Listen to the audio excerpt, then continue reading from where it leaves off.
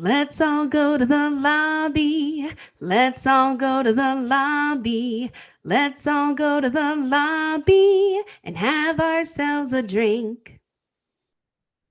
All right, Michaela is singing again, and that means we are back to the lobby bar for the week of October the 7th, 2024. Brian and Michaela here with you. And Michaela, last month we had a really good time talking about Di Serono, right? The amaretto liqueur that is widely known and famous. And I Mm. believe that both you and I came with a greater appreciation for it Oh, for after that sure. month. And that's good. That's good. But this month we're going to be switching gears up a little bit. We're going to be talking about an ingredient that we both hold in very high esteem because quick lobby bar recipe right here. Make any cup of hot chocolate, doesn't matter the quality, quantity, add some Frangelico to it, and you're gonna have the best time of your life, guaranteed, right there. So this month we're talking about Frangelico, which is good because it's liqueur that we both like a lot, but I don't think we really have explored the depths of this liqueur.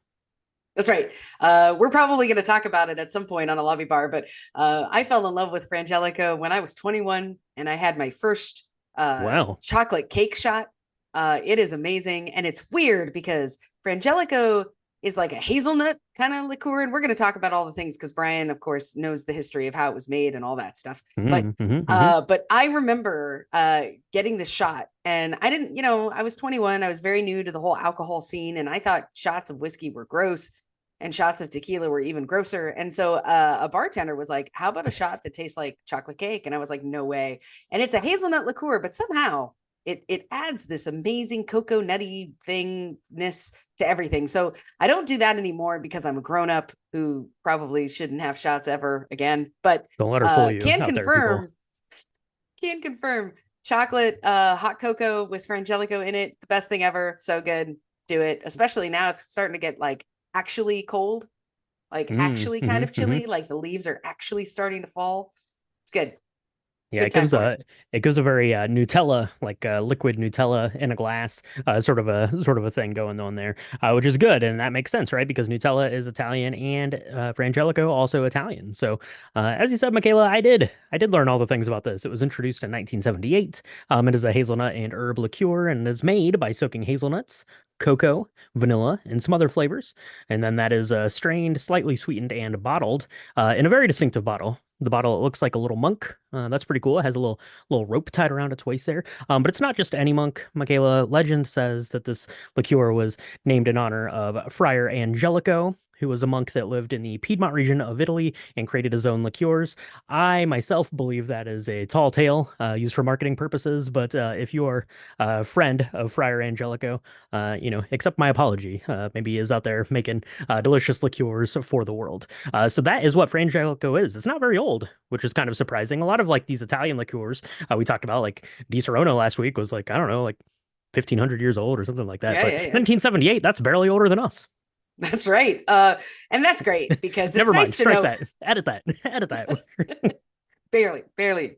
Yeah. And I think that's kind of neat actually, because new liqueurs I feel like are harder to come by these days, right? Like Saint Mhm. Germain is actually brand new in the scheme of all things liquor related because it was made in like 1997. So it's kind of neat. Right. This is like a mid-century modern, it's like a kind of liqueur. That's kind of funny. Well, that's Yeah. cool. I had no idea that it was. I thought it was much older because of the monk on like the shape of the bottle. I thought that it was literally like 250 years old, and it was. Yeah. No, No, that's cool. Well, it apparently is not. tasty, It is. and you picked the lobby bar drink this week. So thank you for that because this looks amazing. I did, absolutely. And it's going to fall in line with Michaela's year of whiskeys, although this time it is calling for a smoky Scotch whiskey. So you're going to have to find something from the Islay region of Scotland there for this one. But it's going to be really, really good. It's going to be perfect for kind of an early fall, right? To have this, late night after dinner, the weather's cooled off. Maybe you're sitting outside, something like that. And you're going to have yourself a smoked hazelnut old fashioned. So go ahead and into a glass, take like a little orange wedge right? Not like a huge piece of orange, just a little bit of orange. Take that, add in 3/4 of an ounce of your Frangelico and 2 dashes of orange bitters. If you really want to double down on the orange, you could use like an Angostura bitter if you didn't have orange or didn't want to amplify the orange quite so much.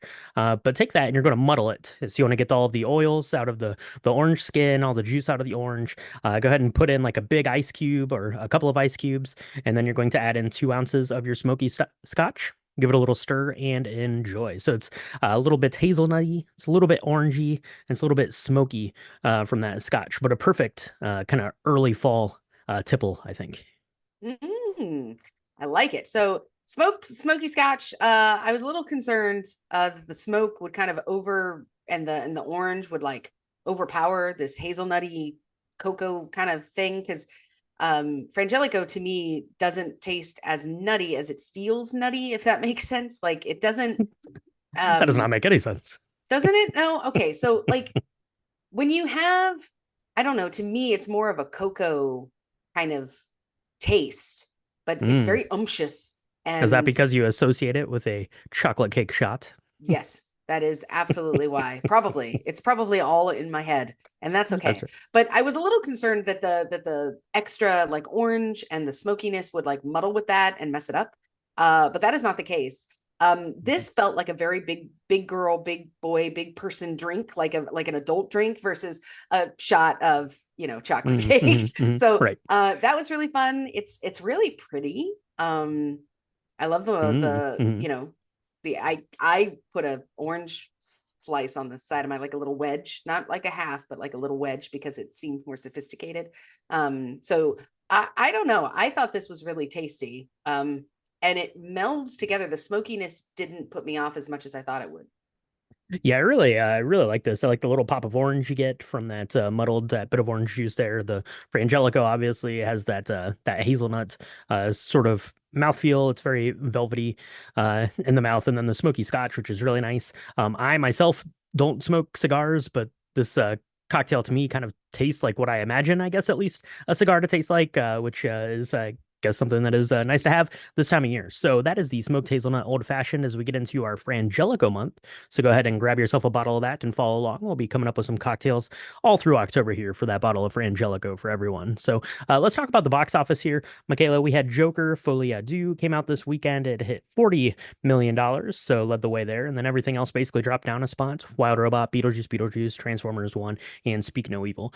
Joker, we're going to go see it on Thursday. Early reviews haven't been great. I think the box office was a little disappointing considering the first Joker made like well over $1 billion.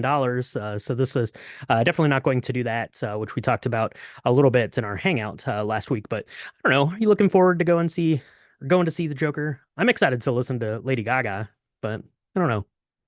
That is the not the only thing I'm excited about because I love Joaquin Phoenix, right? I mean, he is such a good actor and he's been he does awful really well. Like he just I mean, I did like the character that he portrayed. I felt very sorry for him. It was very empathetic.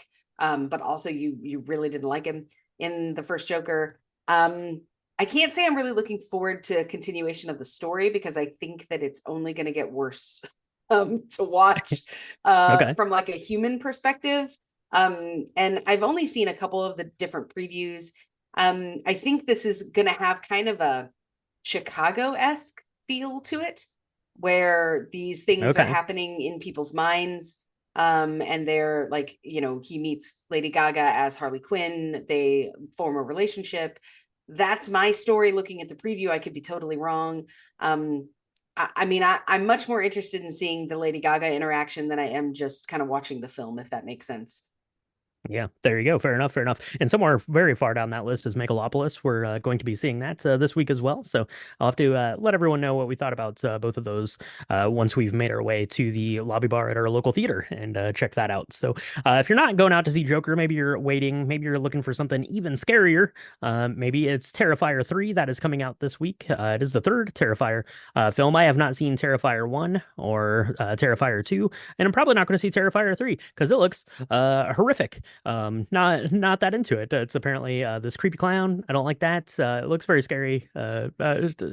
Nope. Even this time of year, Michaela, still can't do it. Still can't put myself Just through it. no. Can't do it. No, no. Wait, but you, on the other hand, you love a horror movie that you can watch from the safety of your own home. So you're probably not going to go out and see this. But are you familiar with this clown? I guess his name is Terrifier the Clown, which is a Oh, scary name for a clown, by the way. that So, is a scary name. oh, It's his like, name is hi, Art the I'm Clown.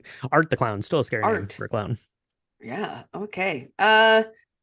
You know, there are really good movies that have never been made because movies like this get made instead, and I think that's sad. I'm gonna go out on a limb here and say that this movie might have made some money, or they might think it's gonna make some money, but I've never even heard of the first two. In fact, when you put this together, and for those of you listening at home, Brian kind of puts together this kind of list of like movies that are coming out, and he made a joke, and I thought he was kidding because it's Halloween month and we have like stupid movies come out all the time just for the sake of cashing in on the month. And I thought there's no way this is a real thing. And then I looked it up and was like, oh my gosh. And I have to say, like, I don't know any of the people that are in it except for Jason Patrick.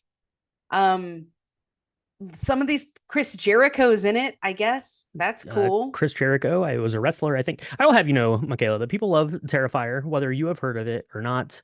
This is the third installment, and apparently there's going to be a fourth one.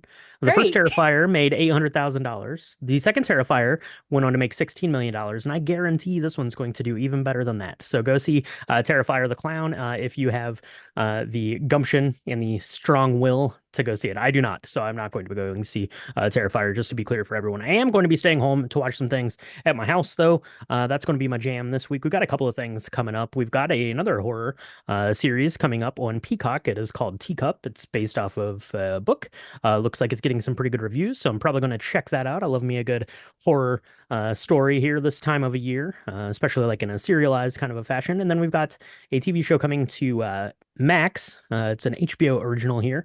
It's called The Franchise. This is pretty meta. It's the creators here are Sam Mendes, who you probably have heard of, and John Brown, who you may or may not have heard of, but he was one of the creators of Succession, so pretty good pedigree there. But this is going to be pretty meta, Michaela, because it's about a movie studio making terrible superhero movies, which is basically what Warner Brothers HBO is doing right now in real life. So I don't know. I'm interested to see what that means. And then season 4 of Abbott Elementary is coming out onto Hulu this week as well. So Michaela, any of these three strike your fancy?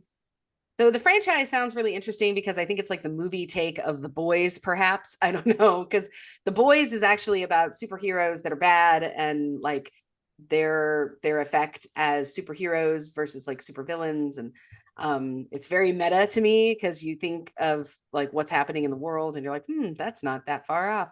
I am really excited to see season 4 of Abbott Elementary. It did really well in all of the awards in the last few years. It is really great. Again, it's a very kind of a visceral comedic look at what it's like in public schools today in America. So that's been interesting. Teacup, yeah, that sounds awesome. In this, I mean, I've seen the reviews on it. I really love when we do a horror series that comes out for the month and I get to watch it and then I get to put it away and never think about it again because it's too scary. I think this could be it for me. I don't know. It's Hmm. Peacock, so we'll see. They've done some interesting things in the past. So Absolutely, absolutely. So we got those things coming everyone's way. If you want to catch up on what we've been doing here on the podcast, we're into October, so we're into our spooky movie season. So last week we did Bram Stoker's Dracula, and this week we've got coming out Psycho. This week the original kind of Halloween classic film coming out this week for everyone. So stay tuned for that.